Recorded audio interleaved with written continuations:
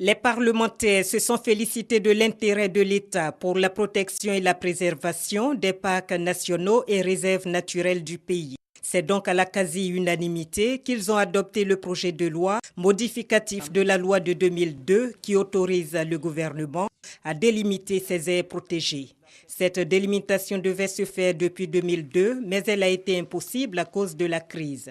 Et ce temps de carence a eu de graves conséquences sur ces parcs et réserves de Côte d'Ivoire. C'est le cas du parc national de la Comoé, classé au patrimoine mondial de l'UNESCO, déclaré aujourd'hui patrimoine en péril. C'est aussi le cas pour le parc national du Mont Péko.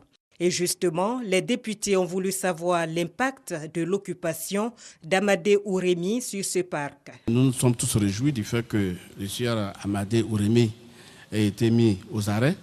Et concernant donc le Mont Péko, il y a une équipe qui est partie il y a quelques jours pour aller faire un état de lieu. Une fois qu'on aura fait donc ce diagnostic, en ce moment-là, bien entendu, les mesures correctives vont être prises. Le caractère relativement récent des activités qui ont été menées nous conduisent à rassurer, mesdames et messieurs les députés, à dire que si plantation il y a eu, elles seront détruites. Toute autre activité qui a déjà été commencée, toutes ces activités-là seront arrêtées immédiatement.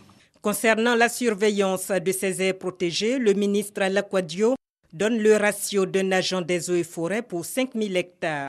Pour combler cette insuffisance, le ministre de l'Environnement invite chaque citoyen à être un défenseur de l'environnement.